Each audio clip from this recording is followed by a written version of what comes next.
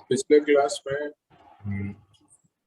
हमने देखे यीशु मसीह अपने 12 चेले लोग का आ, उन्होंने सामर्थ दिए, का अधिकार दिए और उन्होंने अपना काम करने के लिए भेजे। और फिर ये भी देखें कि जो प्रेरितों हैं उनका क्या क्वालिफिकेशन है, वो क्या काम करते हैं, वो हमने देखे। कोई भी आदमी अपना हिसाब से अपना नाम के आगे अपोस्टल नहीं लगा सकता, प्रेरित नहीं लगा सकता, क्योंकि उसका क्वालिफिकेशन वो 12 चेले के अलावा और कोई नहीं कर पाएंगे। और पौलुस पौलुस के अलावा पौलुस भी वो क्वालिफिकेशन मीट कर रहा है। अभी हम मत्ती 10 में वचन वचन 5 से 15 अगर हम देखेंगे, उसमें यीशु मसीह ने अपने 12 चेले को बता रहे हैं आप क्या करना है। तो यीशु मसीह बोल रहे हैं तुम लोग यहूदी लोग के पास जाओ, अन्य जाति लोग के पास ना जाओ और ना समारिया लोग के पास जाओ। यहूदी लोग में जो खोए हुए लोग हैं उनके पास जाओ और जैसे जा रहे आप लोग प्रचार करो कि स्वर्ग का राज्य निकट में है। और आप लोगों को जिसको बीमारी है उसको चंगाई करो, जिसके अंदर दुष्ट आत्मा है उसको निकालो, जो कोढ़ी लोग हैं उसको ठीक करो, शुद्ध करो। और आप लोग का इनाम से मिला है, फ्रीली मिला है। और जब आप लोग ये काम करोगे, प्रचार करोगे, चंगाई करोगे, आशीष करोगे, तब इनाम से करने के लिए यीशु मसीह बोल रहे हैं। तो बोल रहे कोई भी वस्तु पैसा कुछ लेना नहीं है, सोना चांदी नहीं, तो तुम जाने समय 2 कुर्ते, 2 बैग, नहीं तो 2 चप्पल वो भी मत लेके जाना, ऐसा बोल रहे हैं। क्यों यीशु मसीह ऐसा बोल रहे हैं? क्योंकि यीशु मसीह अपने चेले लोग को ये सिखा रहे हैं कि जब हम परमेश्वर का काम कर रहे हैं, हम विश्वास से कर रहे हैं, विश्वास से करना है। मतलब परमेश्वर ये बोल रहे हैं तुम ये सब लेके मत जाओ, तुम्हें जो जरूरत है एक ही वस्त्र, एक ही बैग, एक ही चप्पल लेके जाओ, बाकी जो तुम्हारा जरूरत है मैं पूर्ति करूंगा और तुम विश्वास के साथ जाओ। ये यीशु मसीह अपने चेले को सिखाना चाह रहे हैं, इसीलिए ऐसे बोल रहे हैं। और फिर ये यीशु मसीह ये भी बोल रहे हैं वचन 11 से 15 में कि जो भी शहर और गांव पे तुम जाएंगे,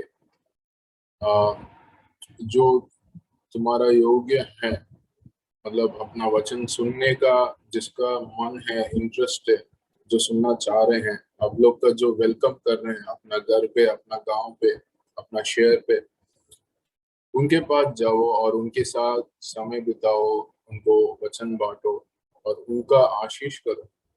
अगर कोई ऐसे होंगे जो अपना वचन को ग्रहण नहीं कर रहे हैं, नहीं तो आपको ग्रहण नहीं कर रहे हैं, उसका उसका आशीष मत करो। और जब उस उधर से निकलेंगे, तुम्हारा जो पैर में जो धूल होगा उसको छोड़ के जाओ। और यीशु बोल रहे हैं जो लोग जब ये चेले लोग जाके प्रचार करेंगे और अगर लोग ग्रहण नहीं करते, उनका बहुत बड़ा न्याय होगा। सोदोम और गोमोरा को जो जो न्याय हुआ उससे बड़ा न्याय होगा, ऐसा यीशु मसीह वार्निंग दे रहे हैं। क्योंकि सोदोम और गोमोरा बहुत काफी गलत किए हैं और उनको परमेश्वर काफी चांसेस दिए हैं, फिर भी उन्होंने गलत करना नहीं छोड़ा, तो सही मार्ग में आने का कोशिश नहीं किया, सोचा नहीं, और उनका पूरे के पूरे नाश किया। सोदोम और गोमोरा का परमेश्वर ने पूरे के पूरे नाश किया उनका पाप की वजह से। और इनको क्यों ये इस्राएल का खोए हुए लोग जो मसीह का वचन ग्रहण नहीं करेंगे, उनका क्यों बड़ा न्याय होगा? क्योंकि यीशु मसीह उधर है, उनका कार्य, उनका चिन्ह, उनका चंगाई सब देख रहे हैं, चमत्कार सब देख रहे हैं, उसके बावजूद अगर यीशु मसीह का वचन अगर ग्रहण नहीं करेंगे, यीशु मसीह का चेले लोग का सेवकाई लोग का ग्रहण नहीं करेंगे, वो और बड़ा नहीं होगा। क्योंकि ये सब सोदोम और गोमोरा का नहीं मिला था। ऐसा यीशु मसीह नहीं थे उनके सामने, वचन बोलने का लोग नहीं थे, मगर इसराइल का ये सब आशीष मिला। तो और हम ये वचन देखेंगे मत्ती 10 में 32 और 33 हम देखेंगे। मैं आपके लिए पढ़ता हूँ। ऐसा बता रहा है, क्योंकि काफी बार ये पंक्ति को लोग गलत समझेंगे। जो कोई मनुष्य के सामने मुझे मान लेगा, उसे मैं भी अपना स्वर्गीय पिता के सामने मान लूंगा। पर जो कोई मनुष्य के सामने मेरा इनकार करेगा, उससे मैं भी अपने स्वर्गीय पिता के सामने इनकार करूंगा। तो काफी लोग ये वचन को थोड़ा गलत समझते हैं। कुछ लोग सोच सकते हैं कि अगर यीशु मसीह का नाम, अगर कोई जो यीशु मसीह को विश्वास करता है, अगर कोई यीशु मसीह का नाम को प्रचार नहीं कर रहा है लोगों के सामने, मतलब आउटरीच नहीं कर रहा है और नया लोगों को यीशु के बारे में प्रचार नहीं कर रहा है, फिर वो अपना उद्धार हो सकता है करके कुछ लोग समझते हैं ये पंक्ति को, मगर वो सच्चाई नहीं है। हम जब भी उद्धार पा गए, हमने उद्धार पा लिया यीशु मसीह के नाम के द्वारा, हमारा उद्धार कभी नहीं हो सकता।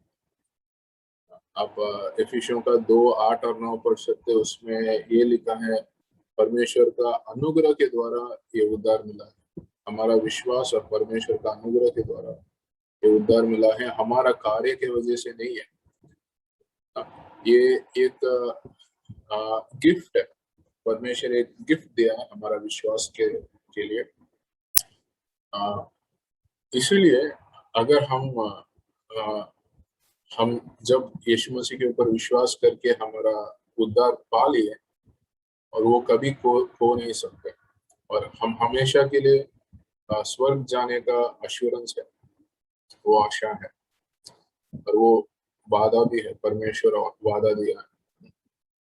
तो ये पंक्ति क्या बता रहे हैं? मत्ती 10 और 32 और 33 क्या बता रहे हैं कि जो लोग यीशु मसीह का नाम को प्रचार करेंगे, प्रकट करेंगे, वचन बांटेंगे, उनका उनका अनंत काल जीवन में, स्वर्ग में सम्मान होगा, इटर्नल रिवॉर्ड्स होगा। सो यीशु मसीह उनका नाम पिता परमेश्वर के सामने कहेंगे और उनका सम्मान देंगे। जो लोग विश्वासी हो सकते हैं मगर यीशु का कार्य नहीं किया, यीशु का नाम प्रकट नहीं किया, वचन नहीं बांटा, तो उन्होंने वो स्वर्ग तो जाएंगे, उनका उद्धार पक्का है, मगर उनका अनंतकाल जीवन का सम्मान और महिमा शायद नहीं मिलेगा। प्रकाश वाक्य 3:5 में भी एक कलीसिया है, सारदिस का नाम है, उसको परमेश्वर वादा दे रहे हैं कि जो लोग विश्वास योग्य है, उनका नाम जो जीवन का किताब से नहीं हटा जाएगा, और उनका नाम स्वर्गदूतों के सामने और पिता परमेश्वर के सामने बताया जाएगा। और दानियल 12:3 में ये लिखा है कि जो लोग परमेश्वर का नाम प्रकट करेंगे, वो बहुत रोशनी होंगे। ये जो लोग का परमेश्वर के पास लेके आएंगे ना, वचन बता के, वो लोग ये तारे जैसे बहुत चमकेंगे। क्यों? क्योंकि उनका महिमा ज्यादा होगा, उनका अनंतकाल जीवन का सम्मान मिलेगा, उनका महिमा ज्यादा होगा, आ, उनका महिमा बहुत ज्यादा होगा, तारे जैसे। वो अनंतकाल के लिए वो महिमा रहेगा, क्योंकि उन्होंने विश्वास योग्य थे। परमेश्वर जो योजना दी है उसी हिसाब से उन्होंने काम किए, विश्वास के साथ। काफी कष्ट हुए होंगे, उसके बीच में भी परमेश्वर का कार्य किए। अभी हम मत्ती 14 आएंगे। मत्ती 14 में हम यूहन्ना बपतिस्मा के बारे में देखेंगे। यूहन्ना बपतिस्मा का मौत होगा इधर, जैसे उनका मृत्यु होगा। अभी ऐसा समय है, यीशु मसीह का दूसरा साल का मिनिस्ट्री है। यीशु मसीह पब्लिक मिनिस्ट्री कर रहे हैं अभी, उनका बपतिस्मा होने के समय से अभी दूसरा साल खत्म होने वाला है। और उसी समय यूहन्ना बपतिस्मा का मृत्यु होगा। तो कैसे होगा वो हम देखेंगे कि मत्ती 14:5-12 अगर हम पढ़ेंगे, उसमें ये लिखा है कि यूहन्ना बपतिस्मा उस समय राजा था, हेरोद राजा थे, और उनका भाई है फिलिप, भाई का नाम फिलिप है, और भाई का जो वाइफ है उनका नाम हेरोदियास है। तो हेरोद राजा क्या करते थे, उनका भाई का जो पत्नी है उनके साथ गलत व्यवहार रखते थे, गलत रिश्ते रखते थे, और उसके विरुद्ध यूहन्ना बपतिस्मा प्रचार कर रहा था। मतलब उसके विरुद्ध वो सामना किया, सवाल किया, ये गलत है करके, क्योंकि उनके अंदर गंभीरता था, मतलब बोल्डनेस था। कोई भी हेरोद राजा के सामने ये बात पूछे नहीं, मगर यूहन्ना बपतिस्मा इतना बोल्ड थे, वो पूछे हैं। और ये हेरोदियास जो हेरोद राजा का भाई का पत्नी का अच्छा नहीं लगा, और वो उनका मन में एक ग्रज रखे थे, उनका उनका विरुद्ध दुश्मन जैसे उनका मन में रखे थे यूहन्ना बपतिस्मा के विरुद्ध। और वो समय देख रहे थे कब मैं यूहन्ना बपतिस्मा का कुछ चोट पहुंचा। तो ऐसा समय हुआ कि जो हेरोदियास का जो बेटी है, एक समय हेरोद के सामने वो डांस कर रही है, वो बहुत अच्छा पसंद हुआ हेरोद को, हेरोद का बर्थडे के समय में। और हेरोद ऐसा बोल रहा है, तुम्हें जो भी चाहिए तुम पूछ सकती है, मैं दे दूंगा। ऐसा उन्होंने वादा दे रहे हेरोद राजा ने, खुश होने की वजह से। और हेरोदियस का जो बेटी है हेरोदियस के पास जा रही है, वो पूछ रही है मैं क्या पूछूं। हेरोद राजा बोले तुम कुछ भी पूछ सकते, मैं क्या पूछूं। और हेरोदियस इस मौका को अच्छे से वो इस्तेमाल कर रही है कि वो बोल रही है तुम पूछो, जो यूहन्ना बपतिस्मा का सर मुझे चाहिए। तो ये बेटी वापस आ रही है और हेरोद राजा को बोल रही है। हेरोद राजा का अच्छा नहीं लगा कि ये यूहन्ना बपतिस्मा को मारना है और उनका सर देना है करके। और वो थोड़ा सोच भी रहा, उनका भाई भी था यूहन्ना बपतिस्मा के सामने, क्योंकि यूहन्ना बपतिस्मा एक परमेश्वर का मनुष्य है, वो धार्मिक मनुष्य है करके हेरोद राजा को मालूम था। और और हेरोद राजा जो लोग हैं, समाज है, समाज में जो लोग हैं, उनके सामने यूहन्ना बपतिस्मा बहुत बड़ा नबी है। वो लोग मानते थे परमेश्वर से है और नबी है, परमेश्वर का बात और वचन हमें कह रहे हैं। और अगर हेरोद राजा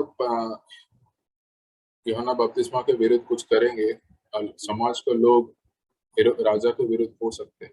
तो उस वजह से राजा का भाई भी था, मगर क्योंकि वो हेरोदियस के बेटी को कह दिया कि जो भी तुम चाहिए पूछ सकती है और मैं दे दूंगा, उनका और कोई ऑप्शन नहीं था। उन्होंने यूहन्ना बपतिस्मा का मारा और उनका सर को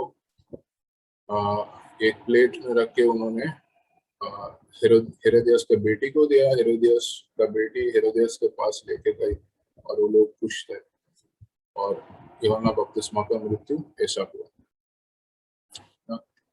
और अभी हम अंत में ये देखेंगे एक पंक्ति जो काफी समय हमें मालूम सुने हैं और मालूम है।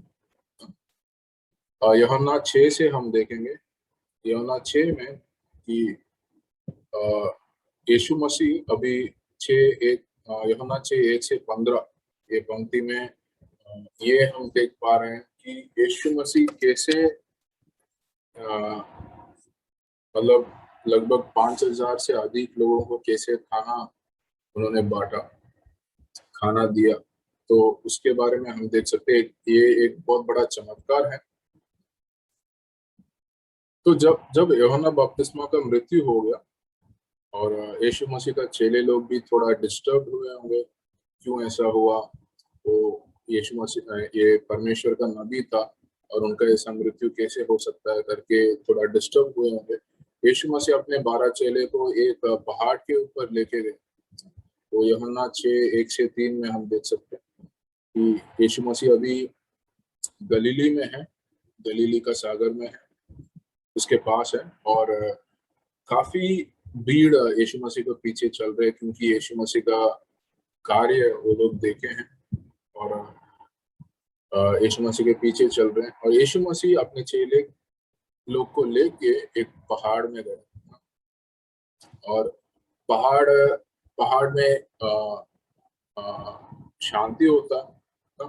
और बाइबल में जहाँ भी पहाड़ आता है ये कहता है कि एक बड़ा सिंहासन है, कि अधिकार का सिंहासन जैसे है पहाड़, उसको दिखाता है।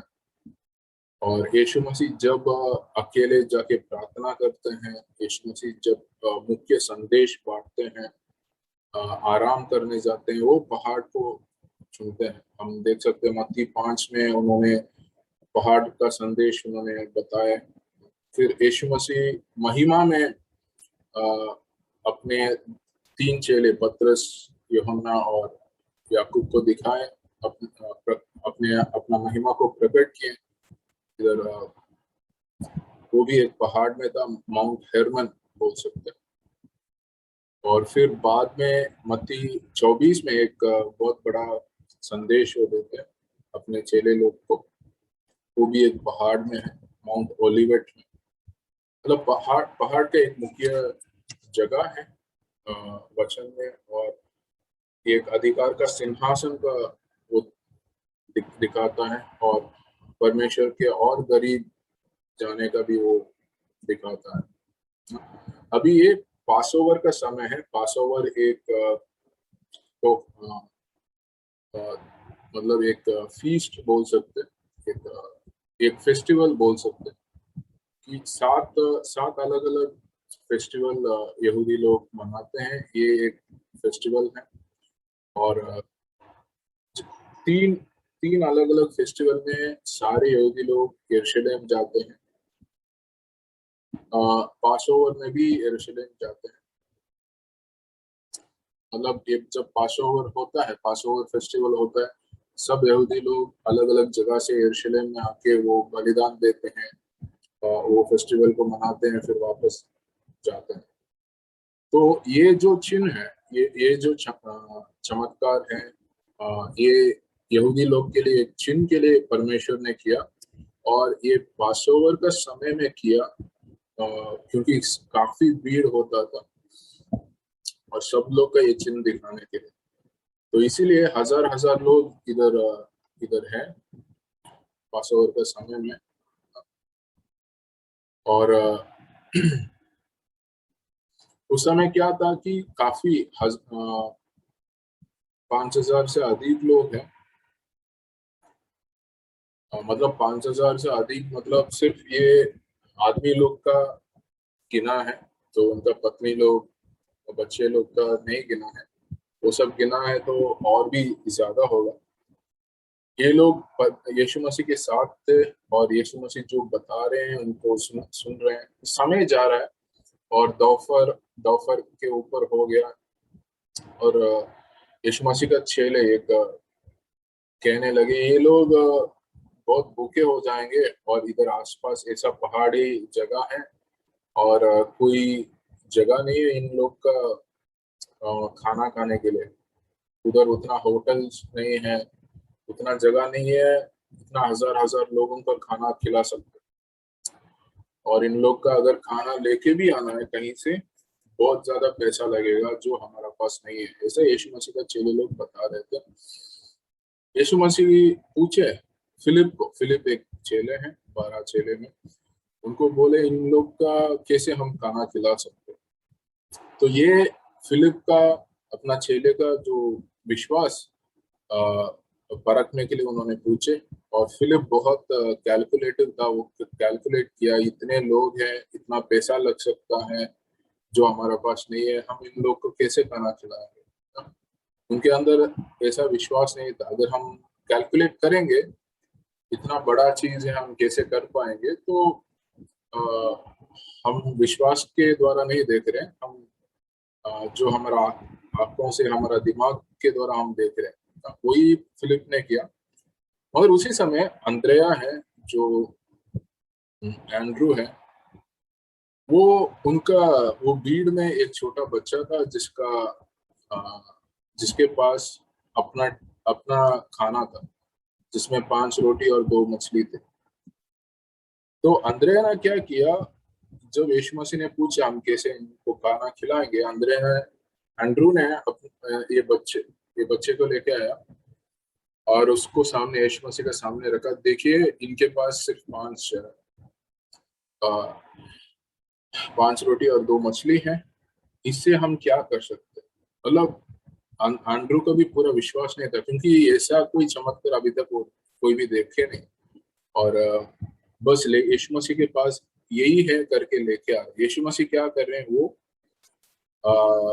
प्रार्थना कर रहे हैं, वो धन्यवाद दे रहे हैं ये खाने के लिए पिता परमेश्वर को, और फिर उसको पाक करके लोगों के बीच में बांट रहे हैं, और सब लोग को खाना मिल रहा है, सब लोग को पास खाना मिल रहा है। और अंत में अपने चेले लोग को यीशु मसीह बोल रहे हैं, जो भी बचे हैं खाना वो सब लेके इकट्ठा करो।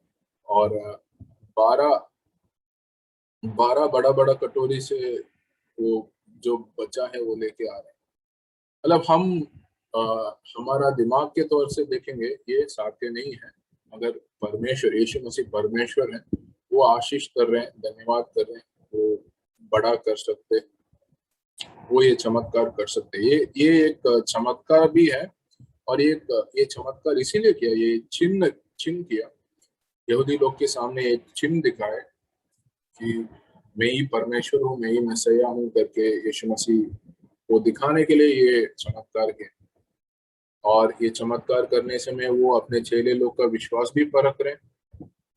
और एक मुख्य विषय ये है, हमारा पास छोटा चीज हो सकता है, हम जब परमेश्वर को देंगे, परमेश्वर उसको आशीष करेंगे और बड़ा सा इस्तेमाल कर सकते हैं। हम सोच सकते कि मैं अकेले क्या कर सकता हूँ, मैं शायद आज एक बंदे को वचन बांट रहा हूँ, 2 दिन के बाद किसी और बंदे को वचन बांट रहा हूँ, मैं जो कर रहा हूँ मैं बहुत छोटा कर रहा हूँ, इसको क्या हो सकता है, इससे क्या फर्क पड़ता है, ऐसा हम कभी कभी सोच सकते हैं। ऐसा नहीं है। और दूसरा, जब हम परमेश्वर के लिए बेट देते हैं, शायद मैं 5 रुपए दे रहा हूँ, 10 रुपए दे रहा हूँ, उतना ही मेरा मेरा हो सकता है, मैं सोचूंगा इससे क्या फर्क पड़ सकता है। ऐसा नहीं है, हम जो हो सकता है हम परमेश्वर को देंगे, परमेश्वर उसका, मगर मगर हम विश्वास के साथ पूरा दिल से इच्छा से जब हम देंगे परमेश्वर को खुशी से, परमेश्वर उसका आशीष करेंगे। पिता परमेश्वर को धन्यवाद करके उन्होंने वो उसको बड़ा इस्तेमाल करें, जो हम स्वर्ग में उसका फल देख पाएंगे। तो वही इधर भी हुआ।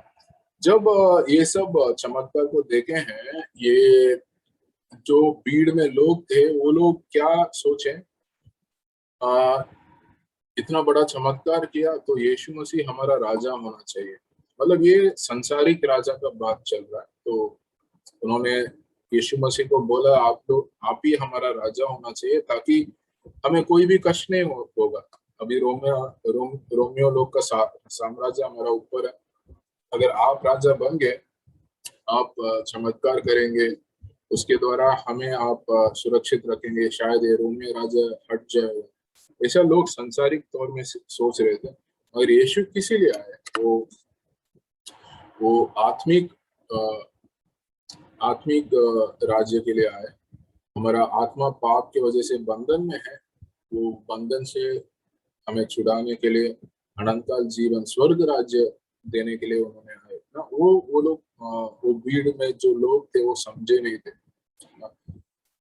हम देख सकते हैं मत्ती 4 में जब शैतान ने यीशु मसीह को पूरा राज्य दिया था, संसार का राज्य दिया था, यीशु मसीह ने उसको मना किया ना। और जब इसराइल का यहूदी लोग बोल रहे थे अभी यीशु मसीह का चंगाई चमत्कार देख के, उनका कार्य देख के, आप हमारे ऊपर राजा बने, यीशु मसीह मना कर रहा है, क्योंकि यीशु मसीह पूरे के पूरे पिता परमेश्वर की इच्छा करने के लिए सोच है ना। शैतान का इच्छा नहीं, मनुष्य लोगों का इच्छा नहीं, मगर सिर्फ पिता परमेश्वर का इच्छा मैं करूंगा। और पिता परमेश्वर का इच्छा में कष्ट है, क्रूस है, फिर भी मैं वही करूंगा। और जो सम्मान वो देंगे वो अनंत काल का है। स्वर्ग राज्य पिता परमेश्वर ही दे सकते हैं ना। तो हमें भी अगर सांसारिक तौर पे हमें कुछ अच्छा भी मिल सकता है, नहीं तो शैतान कुछ अच्छा भला कर सकते हैं हमारे लिए, मगर जब अगर उसको हम लेना चाहेंगे, हम हमारा आत्मिक चीज में हमें गिर जाएंगे। हमेशा अगर शैतान हमें भला करना चाह रहे हैं, हम परमेश्वर से जितना दूर हटेंगे उतना भला करेंगे। संसार के द्वारा भी वो भला दे सकता है, अगर हम परखना है, हम हमेशा परमेश्वर का इच्छा क्या है। हो सकता है मुझे कुछ परिस्थिति होगा, हो सकता है मुझे संसारिक द्वार पे मुझे कुछ नष्ट भी हो सकता है, फिर भी मैं अगर परमेश्वर का इच्छा जो है वही मैं करना चाहूंगा, वही हम इसमें देख रहे हैं। तो इधर ये सारे क्लास का जो मटेरियल है पास्टर काल ने बनाए हैं, उसका ही हम सीख रहे हैं, इसीलिए ना बहुत अच्छा है ना ये मटेरियल। पास्टर काल उनका मटेरियल में एक गवाही शेयर की है। वो बताएं कि उनका और उनका पत्नी जो सू है, उन दोनों का सोच आए, परमेश्वर ने एक सोच डाला था कि अनाथ बच्चे का एक जगह होना चाहिए, एक जगह बनना चाहिए, ऑर्फनेज जैसे। और उस समय उनके उनके पास एक कलीसिया, छोटा कलीसिया था, जो ज्यादा पैसा उसमें ऑफरिंग में नहीं आता है। और दूसरा, उनके पास कोई और ऐसा जगह नहीं था बच्चे लोग का रखने के लिए। उन्होंने क्या किए, वो विश्वास से उन्होंने दो रूम में तो जगह उन्होंने रेंट में लिए। उसमें 10-20 बच्चे लोग, जो अनाथ बच्चे लोग, उनको रखे, उन्होंने पाले और उन्होंने प्रार्थना कर रहे थे ये लोग परमेश्वर को जानना है और परमेश्वर के लिए सेवा करने का कार्य आगे करने के लिए आना है, ऐसा वो प्रार्थना कर रहे थे। और उस समय फिर ये भी सोच आया उनका, क्यों ना हम एक लैंड के लिए, एक बड़ा लैंड के लिए हम परमेश्वर से प्रार्थना करें, ताकि उधर हम एक अनाथ आश्रम बना सकते हैं, एक स्कूल बना सकते हैं और काफी बच्चे के परमेश्वर के पास लेके आ सकते हैं, अच्छा स्कूल के एजुकेशन भी दे सकते हैं। जैसे वो 3-4 महीने प्रार्थना कर रहे हैं, अमेरिका में जो हमारा कलीसिया है, उधर एक लेडी है लुइस करके, उनका पति मर रहे हैं। और आ, और वो मरने की वजह से लुइस के पास बहुत सारा संपत्ति हो जा रहा है उनका नाम पे। और जब वो प्रार्थना कर रही थी, उनका मन में परमेश्वर ने डाला है, इंडिया में एक ऑर्फनेज के लिए जरूरत है, उसके लिए तुम कुछ पैसा दे सकते हैं। उनको मालूम नहीं था इंडिया में क्या चल रहा है। उन्होंने अपना कलीसिया जो यूएस में बाल्टीमोर में, उधर उन्होंने बात किए पासवान से, और उन्होंने कुछ पैसा, बड़ा पैसा उन्होंने इंडिया में भेजा है। तो एक लैंड इधर मुंबई में, वसे में उन्होंने देखे हुए हैं पास्टर काल और सू ने, और बोर्ड मेंबर्स सब मिलके एक लैंड देखे हैं। उसका आधा आधा जो कीमत है वो ये ऑफरिंग के द्वारा मिल गए। तो उनको ये समझ आया, हाँ परमेश्वर ये चाह रहे हैं, इसीलिए कुछ पैसा इसके, लगभग आधा पैसा इसके लिए मिल चुके। और उन्होंने और प्रार्थना कर रहे थे, और कुछ साल के बाद उनका इतना ऑफरिंग्स अलग अलग जगह से आए, वो एक स्कूल और एक ऑर्फनेज वो लैंड को खरीद के उधर बन पाए। आज वो स्कूल में 4,000 के ऊपर बच्चे लोग पढ़ रहे हैं, और वो ऑर्फनेज में लगभग 70-80 लोग ऑर्फनेज लोग हैं, और काफी लोग परमेश्वर को जान पाए। ये बहुत अच्छा गवाही है कि जब हमारा जरूरत पड़ते हैं, जब परमेश्वर कुछ कार्य करने के लिए दिखाते हैं, उसका जो जरूरत है परमेश्वर वो देंगे। हम विश्वास रहना है और हम प्रार्थना करना है, परमेश्वर उसका कार्य करें। ऐसे ही मतलब ये यूहन्ना 6 में जो अभी पंक्ति देखे थे, परमेश्वर 5,000 से अधिक लोग तक खाना खिलाए सिर्फ 5 रोटी और 2 मछली से, ये भी विश्वास और प्रार्थना के द्वारा हुआ।